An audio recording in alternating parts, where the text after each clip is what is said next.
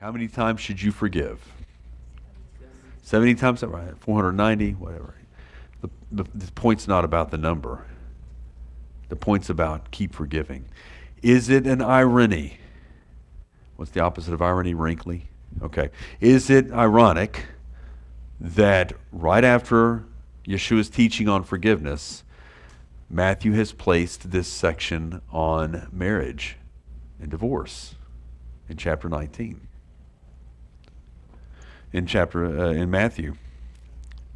Pharisees came to Yeshua seeking and asking him. They're trying to test him. In fact, they didn't have real intent motive here. This is Matthew chapter 19. Is it law for a man to divorce his wife for any reason at all? Now, this any reason at all, itia in the Greek, is the companion to the word davar in Hebrew, and it goes back to Deuteronomy chapter 24. This issue: if a man finds a irvat davar, a fornicating matter in her of some kind, a naked matter, literally. And of course, if you do Shava Gazara, and that's where Hebrew words in different contexts are meant to clarify another, where's the other place where this term irvat keeps coming up? Nakedness. Leviticus chapter 18. And what does it say? You shall not uncover irvat, irvat, irvat. It keeps repeating it. And so there was this debate amongst Hillel and Shammai as to how to understand this. And of course, Hillel, he reversed this phrase instead of irvat devar as devar irvat.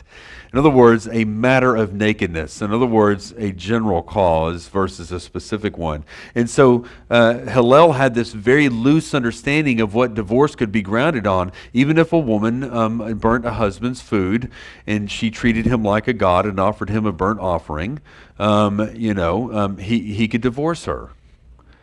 And this is the backdrop that Yeshua is talking about here. Whereas Shammai says, no, it's irvat devar, a naked matter. It has to be related to something of sexual fornication of some kind, based upon the wording in Leviticus. In verse 4, he says, and he answers, he says, have you not read who created them in the beginning, male and female? And he said, for this reason a man shall leave his father and his mother and be joined to his wife, and the two shall become basar echad, one flesh. They are no longer two, but they are one flesh. Therefore, what God has joined together, let no man separate. And then they said to him, why then did Moses command to give her a certificate of divorce, to send her away? Going right back to today's Torah portion. And he said to them, because of your hardness of heart, Moshe permitted you to divorce your wives. But from the beginning it has not been this way. And I say to you that whoever divorces his wife, except for immorality, Matthew's the only one that gives us the exception clause, here and also in Matthew 5:32. It says, and I say to you that anyone who divorces his wife, except for immorality, and marries another, commits adultery. Now, I think that there's something, again, this is important for help us understand how Paul understood the Torah, and it helps us understand how Yeshua understood the Torah, that there are some things in the Torah that are concessionary. In other words, there's this issue of rabbinic thought that you go on first principles. And the first principle, if you want to understand marriage, you don't go to Deuteronomy chapter 24, you don't go to Numbers chapter 5, or you don't go to Numbers chapter 30. Not to say that those texts are not informative, they are important, but those all are things that are put in place for the purpose of something that has gone astray from what the originality of it was supposed to be. In other words, you shouldn't have to be beckoning to Deuteronomy chapter 24.